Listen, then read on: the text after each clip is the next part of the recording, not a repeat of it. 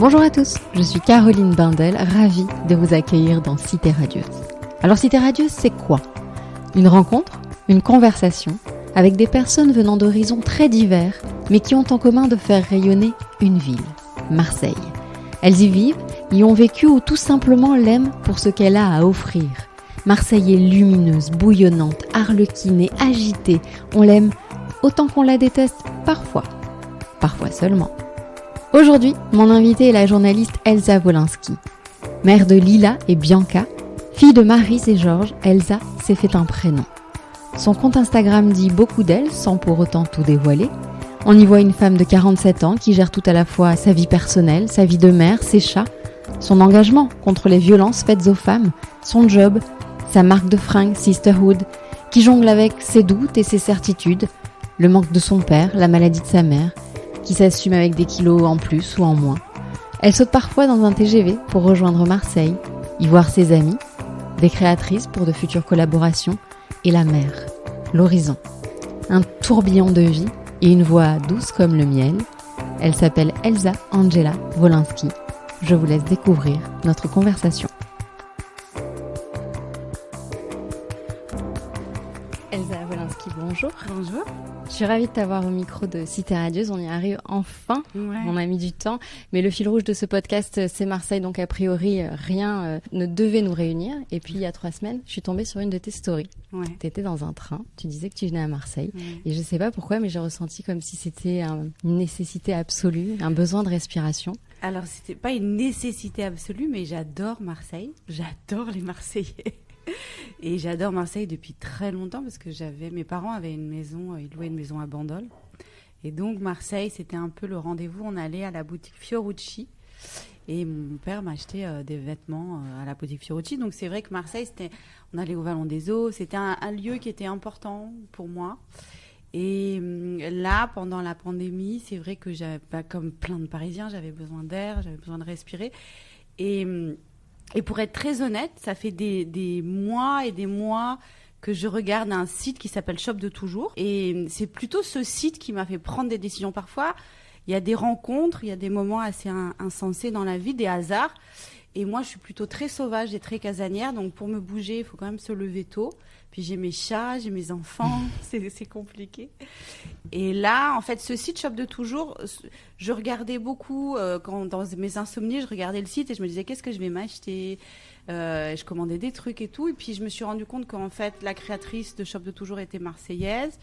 Qu'elle vivait donc à Marseille. Et du coup, un jour, je l'ai contactée, on s'est parlé et puis j'ai une amie journaliste, Catherine Baudet, qui n'est plus journaliste mais qui fait des soins énergétiques, qui s'est installée à Marseille. Enfin, il y avait tout un truc qui me faisait comme s'il fallait que je vienne.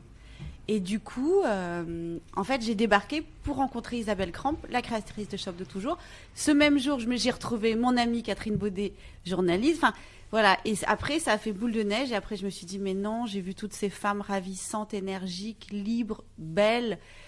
Et moi qui me sens étouffée à Paris, je me suis dit, mais ouais, c'est là que je dois venir en fait. Ouais, c'est un sentiment un peu partagé, je pense, par tous les Parisiens ces derniers mois. Donc ce besoin de venir respirer un peu la mer. Ça m'embête en même temps de ne pas être très originale, mais... Ah non, mais on ne te demande pas d'être originale là. C'est au contraire, je pense que c'est une réalité. Et on n'en a peut-être pas assez conscience, nous qui sommes ici, mais il y a eu ces derniers mois un sentiment d'étouffement là-bas.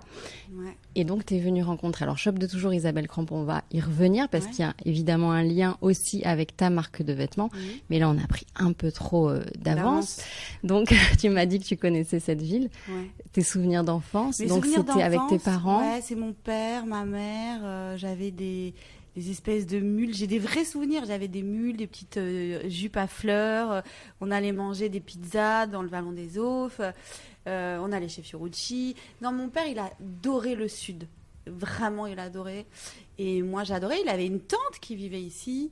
Et voilà. Alors, j'ai aucun souvenir de la tante de mon père, hein, vraiment. D'accord. J'ai aucun souvenir familial. Enfin, à part mes parents, j'ai aucun souvenir.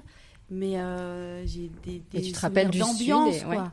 De la chaleur, des gens mélangés, des cultures mélangées. Ça te rappelle un peu ton enfance parisienne aussi ? Les cultures mélangées. Ouais. Alors, dans le 6e arrondissement, il n'y a pas vraiment de culture mélangée. Non, mais tu allais parfois à la fête de l'humain en Jaguar. Alors, j'allais à la fête de l'humain en Jaguar, ouais. Alors, ça, je sais pas si c'est une culture mélangée, c'est un bug de ma famille. C'est plutôt. ça. C'est des bugs. Mais ouais, non, mais j'aime, il y a un truc racé à Marseille que j'aime avec des gens vrais. Alors après, il y a des cons partout et des gens géniaux partout, mais c'est vrai que, je sais pas, je me sens à l'aise, en fait. T'as retrouvé immédiatement en revenant ce sentiment que tu avais connu enfant? Ouais, je sais pas, je me sens bien. Je rigole avec les chauffeurs de taxi, je parle avec la boulangère. Je sais pas, il y a un truc facile en fait. Alors, donc, ces personnes que tu as rencontrées, tu parlais d'Isabelle Cramp et de Shop de Toujours, donc on parle de vêtements. Ouais. Il y a quelques mois, tu as lancé, toi, ta propre marque de vêtements qui s'appelle Sisterhood maintenant, Ouais. qui s'appelait pas comme ça au début. Ouais. Raconte-nous cette aventure un peu folle, parce que je t'ai pas demandé, mais alors là, on est complètement en décalage, mais tu aurais pu juste te présenter, parce que j'aime bien demander, se présenter Bien tel sûr. que tu te ressens à l'instant présent. Ah, tel que je me ressens à l'instant présent. Ouais, parce que parfois on est journaliste, mais parfois on est plus maman que journaliste. Et puis il y a des jours où c'est l'inverse. Et puis il y a des jours où on est plus féministe que maman que journaliste. Ouais. Comment tu te présenterais, toi, Elsa Wolinski, aujourd'hui, à cet instant précis? Alors, je me sens vraiment comme un panda qui pèse 100 kilos, là. En vrai, pour le coup, je me sens pas du tout, là, à l'instant précis, super bien dans ma peau, mais sinon, oui, je me sens maman. Bah, je suis maman de 2 enfants, Lila et Bianca, 15 et 11 ans. Je suis journaliste aussi. Bien qu'il faut que j'aille reprendre ma carte de journaliste, à chaque fois que je me dis ça, il faut absolument que je m'en suis pas occupée, mais c'est vrai que c'est mon métier de base. Et je fais plein de choses en fait. J'ai une émission sur Yahoo qui s'appelle Décomplexé. Je participe à une émission sur France 2 qui s'appelle Bel et Bien. Sinon, j'ai créé effectivement une marque de vêtements solidaire et engagée.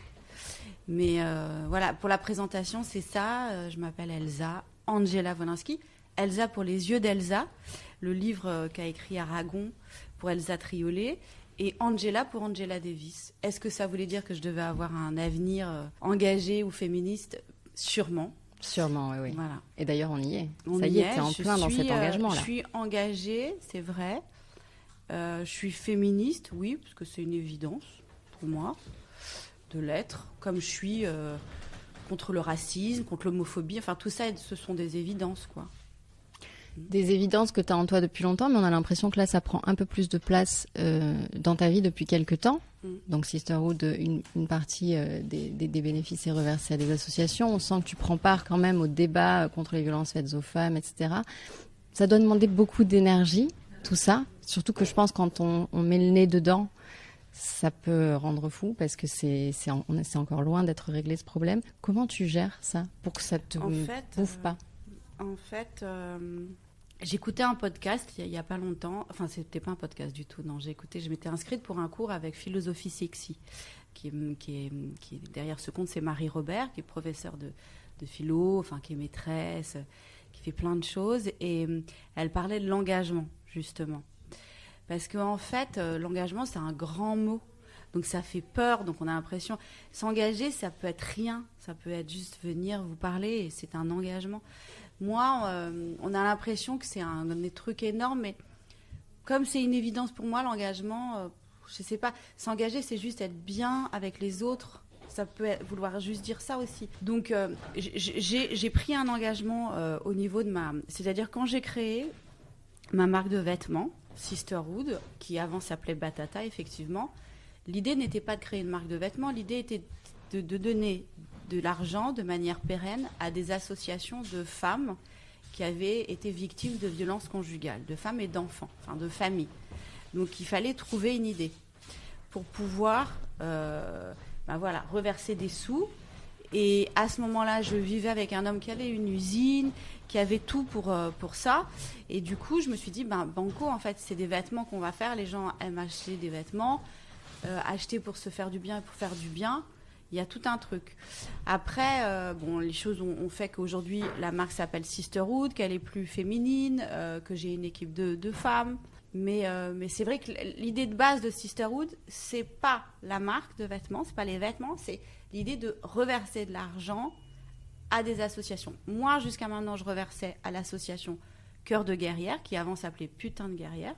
Cœur de Guerrière, ce sont effectivement des femmes victimes de violences conjugales qui se sont lancées dans l'entraide, en fait, pour les autres femmes. Donc c'est un moyen comme un autre, mais finalement de venir en aide. Ouais. Voilà, c'est un engagement. Ça pourrait être autre chose demain. Ouais, j'aurais pu. Mais moi, c'est important pour moi. Moi, j'imagine pas dans notre société aujourd'hui de pouvoir créer sans être solidaire ou engagé. Ce n'est pas possible. D'abord, on voit bien que le Covid nous a quand même donné une claque. Je peux pas imaginer en fait. Il y a quand même des vraies différences. Je sais pas. Moi, je peux pas imaginer de vivre sans aider. Après, qu'est-ce que ça veut dire aider ? C'est pas facile de tendre une main et c'est pas facile d'être engagé. Tout le monde ne peut pas l'être. Donc, il n'y a pas de complexe à avoir quand on ne l'est pas. C'est juste une ouverture d'esprit à avoir. Parce que parfois, juste un sourire, c'est une forme d'engagement. Donc, à Marseille, tu es venue aussi en partie pour rencontrer des femmes, des amies à toi et certaines que tu rencontrais par rapport à cette marque pour la faire évoluer. Parce que tu étais arrivée un petit peu à un moment donné où tu savais plus vraiment dans quel sens aller. Comment ça s'est passé ? Non, alors il y a deux choses. Ma marque Sisterhood, il y a ma passion pour les vêtements et la marque Sisterhood. Ma passion pour les vêtements, elle m'a amenée à Shop de toujours. Ça, c'est sûr. Et ça, c'est mon amour des vêtements bien faits, parce que sur son site, il y a plein de vêtements que j'adorais, la culotte Sugar, la combinaison de bricoleur, voilà. Donc il y a plein de trucs que je voulais porter, et je trouvais son site super bien fait. C'est vrai que quand on est une petite marque comme la mienne, on regarde beaucoup ce que font les autres pour essayer d'évoluer, d'avancer, et ça, c'est mon amour des vêtements qui m'a amenée à Isabelle. Ouais. Après Sisterhood, c'est sûr que je colle aux fesses d'Isabelle Grand parce que à un moment ou un autre, j'aimerais bien qu'il y ait une collaboration. Mais en fait, c'est pas vraiment la base. Qu'elle se fasse ou qu'elle se fasse pas, en fait, je m'en fous. J'aime la femme, j'aime ce qu'elle fait, voilà. Après, les choses, si elles se font, moi, il faut que je mûrisse mon projet aussi. Donc, d'éventuelles collaborations avec des Marseillaises, c'est possible, c'est envisagé. Ça, de toute façon, j'en fais une parce que je fais une collaboration là avec pour l'été avec la French Peak. Ça, c'est sûr. Alors, la French Peak, en 2 mots, c'est des petits mots brodés. C'est des mots brodés où c'est une influenceuse qui a eu cette idée, qui a d'abord fait ça à Paris, Johanna, et qui est venue s'installer à Marseille, qui va ouvrir une boutique.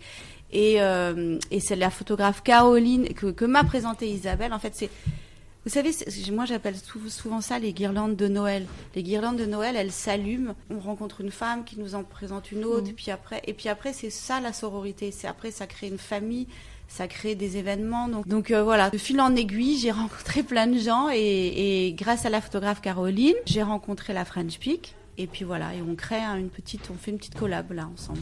Caroline, pour celles et ceux qui nous écoutent, qui gère aussi le bunker des Calanques. Le bunker des Calanques, et qui est psy aussi. Et qui est psy, donc il y a une vie absolument dingue. Ouais.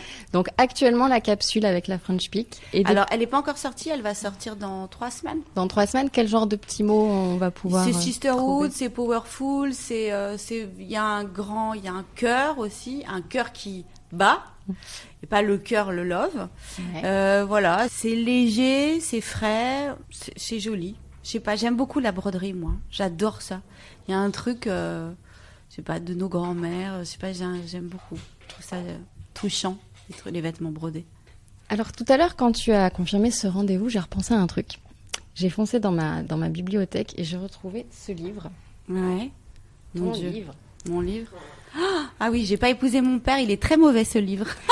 Eh ben écoute, j'allais te poser la question. J'ai pas épousé mon père. On est en 2007. Oh là là, je peux voir parce que bien sûr. Je voudrais voir les photos de la tête que j'avais. Extraordinaire. Très jolie tête, Ander de Couve. Je voulais justement savoir 14 ans après, quel regard tu poses sur ce livre. Alors bon, là spontanément, il y a 14 ans, ce livre. Tu viens de me dire il était très mauvais. Je suis pas d'accord avec toi. Mais non, quel regard tu poses sur Elsa peut-être à ce moment-là ou sur ce livre? J'étais très malheureuse. T'étais très malheureuse. Oh là là, j'étais très malheureuse il y a 14 ans. C'était il y a 14 ans. Alors attendez, ma fille a 15 ans. Oui, c'est vrai, ce livre est sorti il y a 14 ans. Ce livre, il a été extrêmement douloureux à écrire. D'abord parce que, en fait, j'étais pas du tout d'accord avec l'équipe de Michel Lafon, qui voulait vraiment partir dans un genre et moi pas. Et j'étais plus jeune, j'étais fatiguée, je sais pas, j'avais moins de caractère. Et du coup, je me suis un peu laissée aller. Mais vous voyez, quand je lis la 4e de couverture, vraiment, j'ai pitié de moi-même. Donc, non, c'est... Tu expliques un peu que c'est pas facile d'être la fille d'eux. Ouais, mais c'est ça, alors que franchement, j'explique que c'est pas facile d'être la fille d'eux. Oui, ben c'est là où il est mauvais ce livre, parce qu'en fait, on va pas se plaindre d'être la fille de Wolinski, et puis on va pas se plaindre. Donc, bon, je raconte plein de trucs. Je raconte que j'ai couché avec plein de personnages. Aussi. Ouais, enfin, il est franchement, il est pas très bon. Il aurait pu être très drôle. Parce qu'il est honnête, il raconte quand même l'histoire d'une jeune femme qui a été malheureuse. Je raconte quand même la drogue. Je raconte que j'ai eu un premier mariage très violent avec un homme qui me battait, qui était célèbre parce que c'était un réalisateur de films. Non, je raconte des choses qui sont douloureuses, mais c'est pas bien écrit parce que à l'époque j'étais pas. En plus, je l'écris à un moment où moi je suis avec le père de mes enfants, qui est un peu le sauveur à ce moment-là. J'ai à ce moment-là que Lila. Enfin, non, c'était très compliqué. Ce livre a été vraiment une douleur. Ma mère l'a vécu hyper mal. Ah zut. Ouais, ça a été un truc un peu dur. Mon père, comme d'habitude, m'a soutenu, comme il m'a toujours soutenu. Et Alors d'ailleurs, si tu veux bien, puisque tu parles de ton père, si je peux citer un extrait, parce bien que sûr. Du coup, avec le recul, c'est assez étrange. Dès les premières pages, on est à la page 23. Hein. Tu dis, j'ai toujours eu peur de perdre mon père, je ne sais pas bien pourquoi. Ouais. Et un petit peu plus loin, j'ai eu cette période où j'avais peur tout le temps pour ses mains, son outil de travail. Et s'il se faisait mal à ski, et si un mec lui rentrait dedans et lui écrasait les mains, et s'il glissait dans l'escalier, se cassait tous les doigts, et si.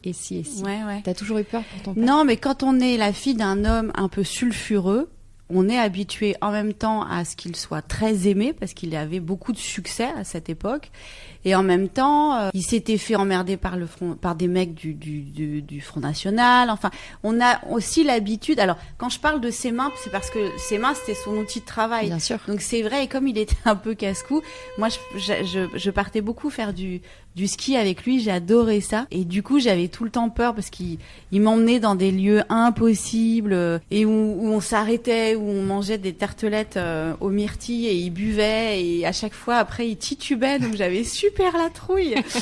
Et donc voilà, donc c'est vrai, j'ai passé beaucoup de temps avec mon père. J'ai été vraiment avec lui très très souvent. J'étais avec lui dans les festivals, j'étais avec lui à la fête de l'UMA. Comme j'étais sa dernière fille. J'ai 2 grandes sœurs, mais j'étais celle qui restait à la maison. Ma mère était plus discrète. Moi, j'étais très collée à lui, donc je l'ai connu chez Castet, je l'ai connu en boîte de nuit, je l'ai connu dans des signatures de livres. On était très proches, donc oui, c'est vrai que j'avais ce sentiment, mais qui est un sentiment. J'avais ce sentiment qu'il pouvait se passer quelque chose. C'est vrai. C'est troublant aujourd'hui. Ouais. Cet exercice d'écrire un livre, ça te retenterait aujourd'hui? J'ai envie, mais il faut se poser pour écrire. J'ai très envie d'écrire, ça c'est sûr.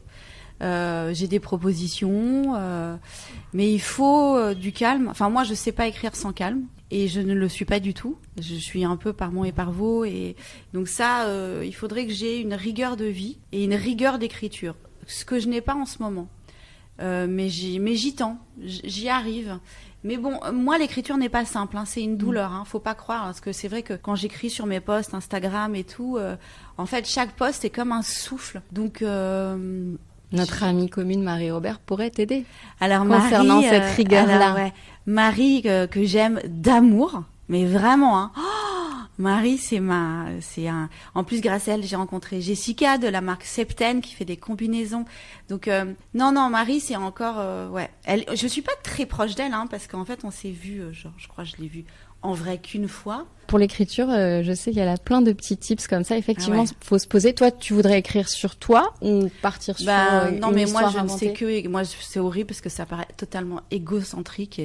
Mais je ne sais que écrire. C'est pas sur moi, mais je ne sais que écrire ce que je vois, en fait. Je ne sais pas trop inventer. Enfin, j'invente en même temps un peu des trucs, mais... En même temps, ta vie vaut le... Ma vie vaut le roman, détour, vous pensez? Le détour. Je sais pas. Mais oui. On a forcément envie d'en savoir un peu plus. Là, j'ai un projet avec ma mère, par exemple. Bon, c'est pas un projet d'écriture, mais un projet de podcast. Je sais même pas encore, mais en revanche, c'est vrai que ma mère, qui est malade, mais qui est une femme qui a plein de choses, qui a une vie aussi hyper intéressante et tout, j'aimerais bien, comme j'avais eu un projet avec mon père juste avant qu'il décède, qui était de faire des culottes, ma maman, en fait, vu que je la vois assez souvent, j'aimerais bien faire quelque chose avec elle. Moi, j'aime bien transcender les rencontres. Donc c'est vrai que là, je lui ai proposé qu'elle nous parle parce qu'elle a un cancer, donc elle nous parle de son cancer, qu'elle nous explique comment elle le vit, qu'elle nous explique ce qui la choque, ce qui la bouleverse. Elle a eu un cancer juste après l'attentat. Et puis c'est une femme de 78 ans. Moi, je déteste le jeunisme. Donc je trouve que voilà, ça c'est vrai que ce projet me tient à cœur. Et l'audio peut se prêter à cet exercice parce que c'est agréable d'avoir la voix qui reste. Je crois que c'est agréable d'avoir la voix. Et puis, j'avoue que de temps en temps, j'en ai marre de l'image. Je suis beaucoup dans l'image. Donc, parfois, j'ai pas envie d'être dans l'image. Ouais, je comprends. Bon, j'espère que ce projet aboutira. C'est super, en tout cas, de laisser une trace et un témoignage. Ouais. Et la voix est précieuse.